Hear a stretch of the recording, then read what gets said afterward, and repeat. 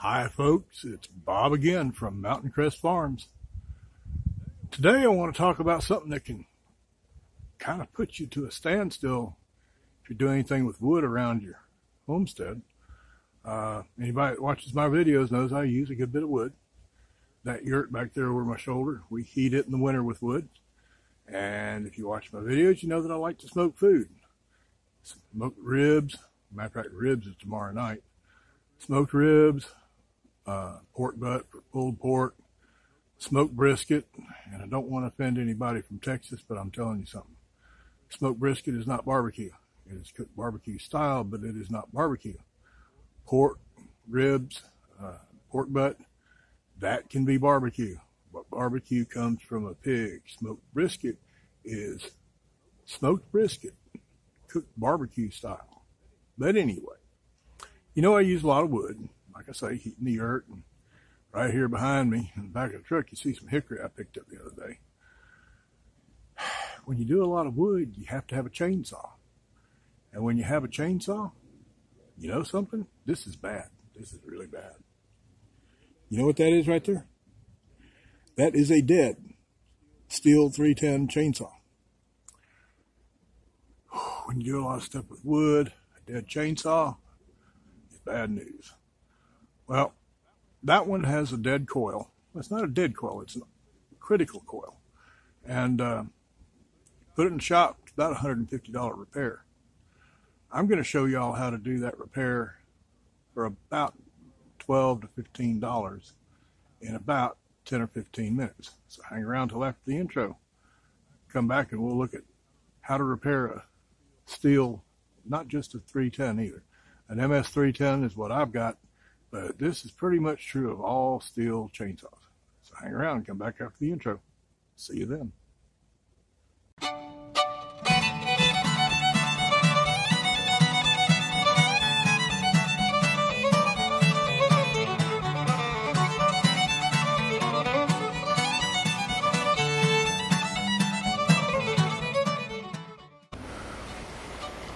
Okay folks, what you're looking at is a critically ill chainsaw. This is my Stihl MS 310. It's about 10 years old, bought it new. This thing cuts like a charm until the other day. One day I'm cutting with it, I get tired, I shut it off, I put it down, come out the next day to start it up and keep going. It won't start, won't hit a lick. Doesn't even try to hit a lick. So I've already figured out what's wrong with it. I've already diagnosed it, but I'm going to show you how to diagnose the problem. I've already diagnosed the problem. These are all the tools you need. This right here is a coil. I need to replace the coil. And this is a coil. It is not a Stihl coil. It's an aftermarket coil. Why? Because when you take this thing to a Stihl dealer and you tell them that you need them to replace the coil, here's what's going to happen. A Stihl coil is between $100 and $125. Shop rate for, I don't know about where y'all live, but here in the North Georgia mountains, shop rate for a small engine, I don't care if it's a chainsaw, lawnmower, anything, shop rate around here runs anywhere from $40 an hour to $125 an hour. And you will get hit with at least a half an hour, if not a full hour of shop time to fix this. So you're looking between $50 and $100 there, plus the $100 to $125 coil. You're talking about up to as much as a $250 repair. I'm going to show you how to diagnose it, figure out that that's the problem, and then I'm going to show you how to fix it for $12 and about 15 minutes or less. So all the tools you're going to need is a number 27 Torx head wrench, pair of needle nose pliers, chainsaw wrench, you need it for the plug wrench end, and the coil. So let's set these out of the way and I'm going to show you how to diagnose this. First I'm going to put on some glasses so I can see. All Stihls are not exactly the same, and this is an older model. You get a new Stihl, you're looking at the replacement for this was the MS 311, and it's slightly different, the ignition's slightly different, but the same problem can happen. Your coil can go out and you change it the same way. The only difference is the problem. With this, it won't start, it won't run. With the new electronic Stihl ignition, there are some people that have had a problem where it won't rev up. It'll crank up, it'll run just fine. It'll rev up to about 5,000 RPM, and at 5,000 RPM, it won't rev anymore. Well, 5,000 RPM ain't nothing on a chainsaw. It won't cut wood. The fix will be the same if you have a newer saw. First thing, saw won't start. You've tried to start it properly. Nothing happens when you pull this. Check this. First thing to check, you know you've got a gas, you know you've got compression because you can tell by the feel. Well, gas, compressed, spark, and air means it runs, except it doesn't. So, first thing, let's check spark. And this is where a lot of people, including myself, I didn't figure this out. I had to be shown this.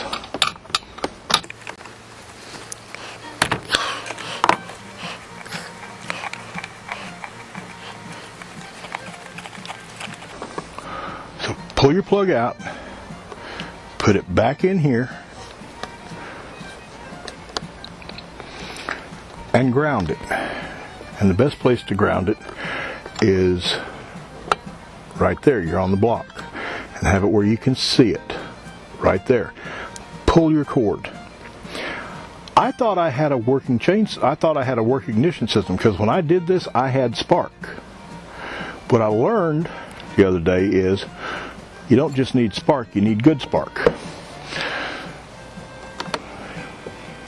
Look at your spark in a dim area, no lights. If you got a shop, get it all set up on the bench, get ready to check the spark, turn the light out. If that spark, you have spark, but it's orange, your coil's going bad. You don't just need spark, you need a good spark. And a good spark is blue. So check it in low light, and if you've got orange spark, it's time to do the repair I'm fixing to show you. So, first thing you need to do is take this off.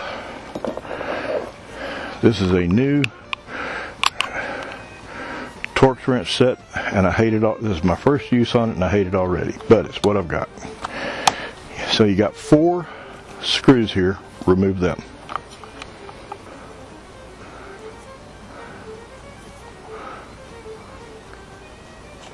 Okay. You got all your screws out of here.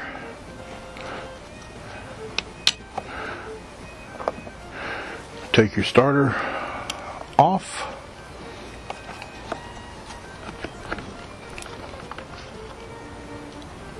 Lay it to the side. Right there's your coil. Boy, that thing's nasty. But right there's your coil. That is what your problem is. Okay, so to change the coil, you're going to have to take loose. Screw right here. Takes the same number 27.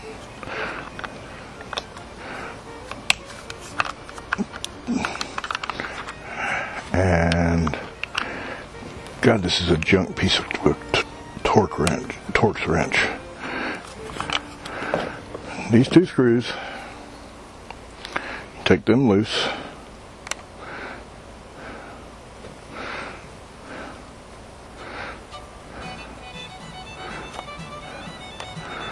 Pay attention when you take this one loose.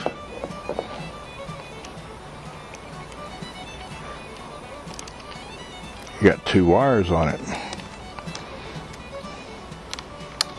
Make sure you pay attention, because those 2 wires have to go back on the new one.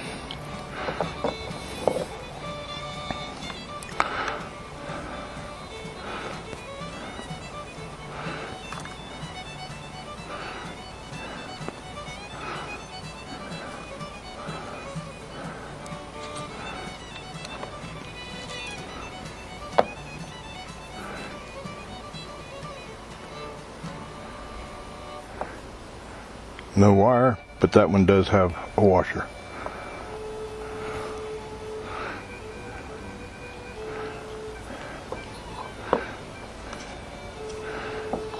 And you got one more wire to deal with, and that's this one right here. And it just slides on.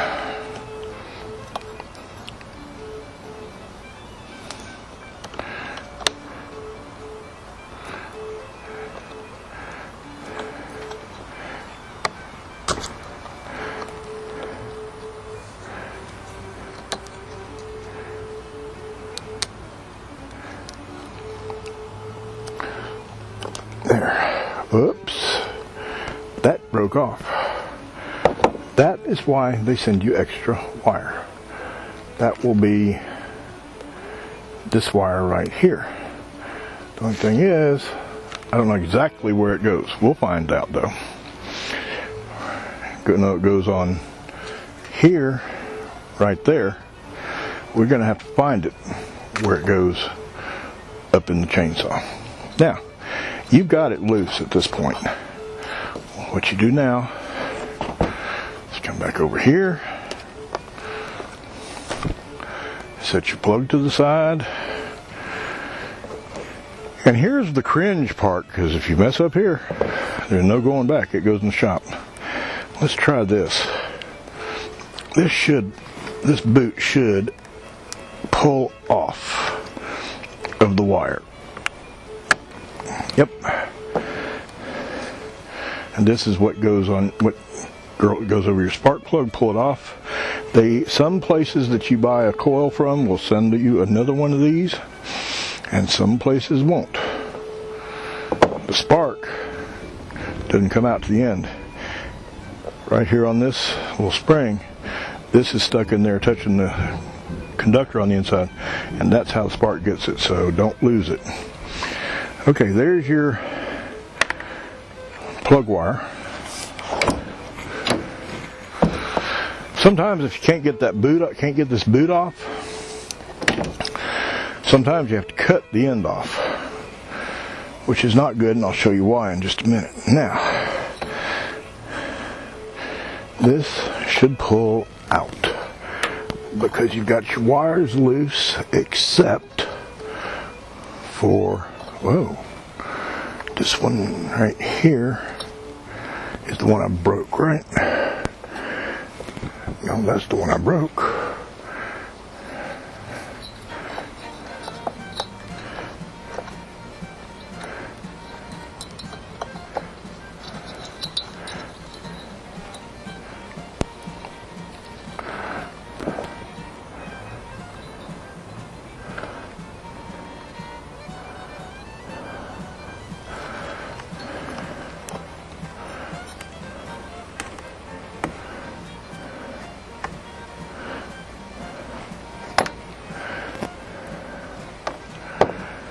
Okay.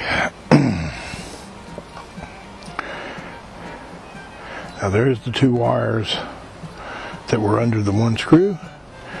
There's the wire that I broke. And I'm going to have to trace it down because I'm not sure exactly where it goes. And we got the old coil out. Now it's time to clean it up a little bit and put it back together. Okay, folks, obviously I have taken a short break and done a little bit of work while y'all weren't watching. Let me explain what I've done. This is a really easy job. The hardest part is if you do break this wire like I did, like you saw earlier. You do have to do a couple things. First thing, I showed you how to get the wire. Use some shrink tube, but the new one into the old one. Make sure you have the end that's supposed to go up here that has this little brass on the end. Butt it in and pull it through. It works well that way. You have to do some wiggling because it'll bump a couple things, but make sure that you get the right end up here and it will come. Bolt your new coil down loosely. Don't tighten these up. When you feed the spark plug wire through, like you saw me doing earlier, you do have to be kind of careful to make sure you're coming up through here. The spark plug wire could come out down here, even though it's real big, and you want it to come up here. As for the boot, it's fairly obvious how the boot goes on. You saw the other one coming off. This part I didn't show you. there will be a spring. The new coil, in my case now, depending on who you, if you buy it from the same people I do, the spring is going to have 2 prongs, not 1. It's going to be clamped onto this wire on both sides, and the boot is going to be on the end of the wire. You pull the boot off, you pull this off, get it out of the way, feed the wire up through, and then put this on. And when you put this on, make sure, when you put this on, make sure when you've got it on that you put the boot on so that this lines up with the boot. So the spark plug goes up into here. Don't twist your boot around, stuff it on here. Your spark plug is going in here, but it needs to go into there. So make sure your boot goes on properly. That's the only thing you really missed. So you've got your spark plug wire up through here, you've got your spring on there, you've got your boot on. That's all you do up here. You've pulled this wire through, you'll see where the other one comes out. It just snaps in, snaps out, no big deal. Over here, your coil is loose.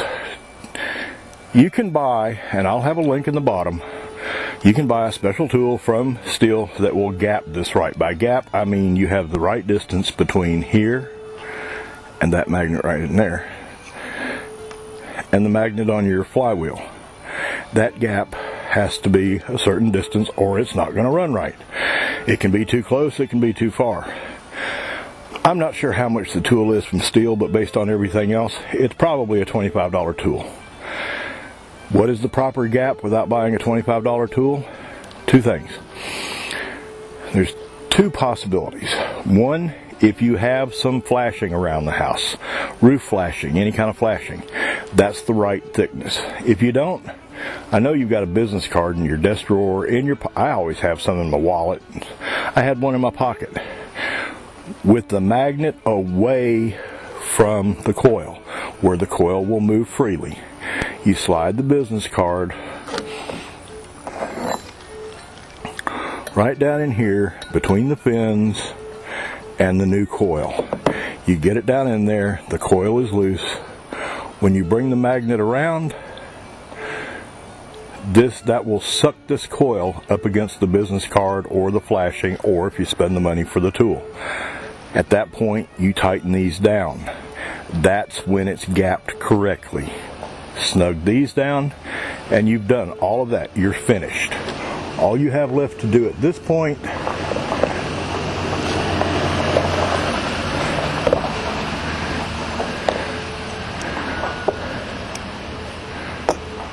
is put your starter back on.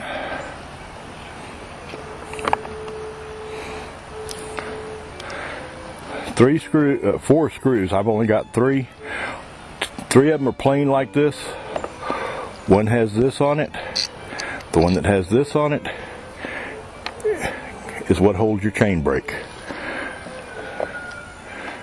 Oh, one other thing on these screws. Let me get this one down and I'll show you. The screws that are used here are self-tapping screws, and you're going into plastic.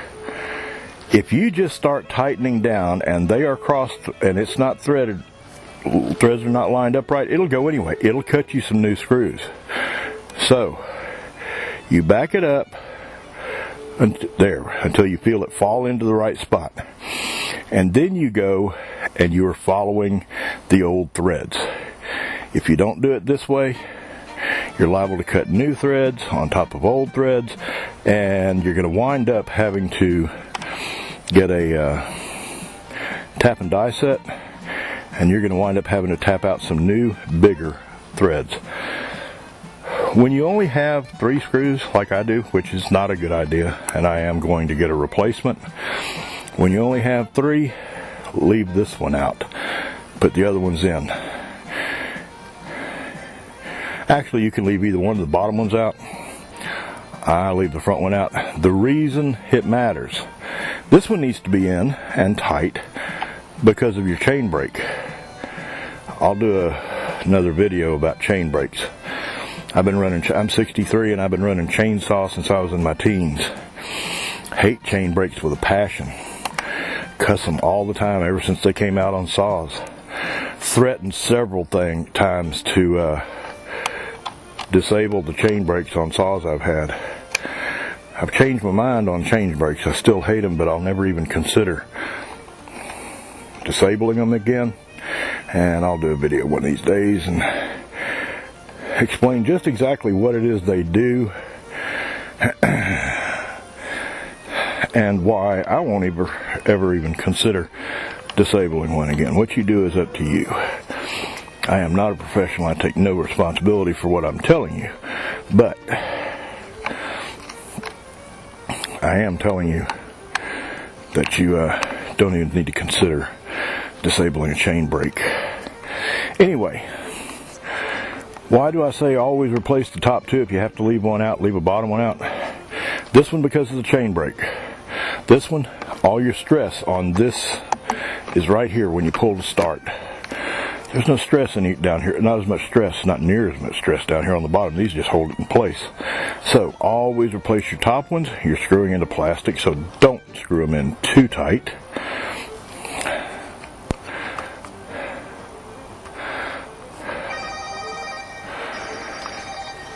That's my phone. Somebody's wanting to rent my trailer. They'll call back. Okay, you've got that on. Make sure it pulls. It does. Put your spark plug back in. Now you should be putting your spark plug into here, shorting it out, pulling on the starter, making sure it works. I already know it works. So, now, I have seen some videos where some people really crank down on screwing a spark plug in. See how tight I've got those fingers? And I'll take right up here, I'm out here at the tip of my spark plug wrench, and I'll give it just a little, that's plenty. That is plenty tight. This little tab right here, I don't know if you can see it on the camera, that camera might be too low and this might be in the way. There's a little tab right here where your spark plug wire is supposed to be, so it's out of the way. You can hear that spring. If you got it lined up right, you can hear that spring slide onto the end of the spark plug. Put that on. I'm going to put some links down in the bottom. I'm putting a new filter on. New filters from my Stihl dealer locally are $12 a piece. I buy aftermarket filters that duplicate the Stihl filters. I get them for, I believe it was 2 for $6 or $8, shipping included. I'll include a link down at the bottom in all these parts, because Stihl parts are outrageously high. That coil, like I mentioned earlier, from Stihl is over $100, about $125, depending on how much markup your local dealer does, because Stihl won't sell them directly to you. They sell them to dealers, dealers sell them to you with a markup. That coil is going to run you $100, $125, even if you do it yourself. I'll have a link, somewhere around 10, 12 bucks, shipping included. I'll even include a link to the gapping tool for your, to gap your coil. If you want to buy it, fine. You're wasting money. Just get a piece of flashing or either flashing or a business card. So it's all put back together. You still got good compression.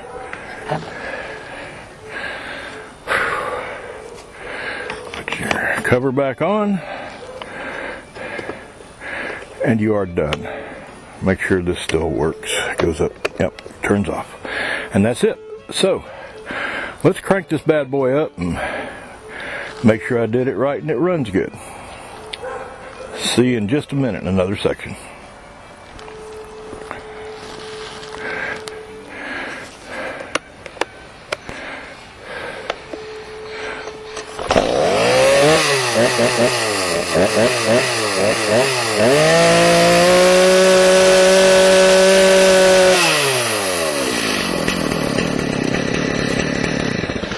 Well, folks, I must have done something right.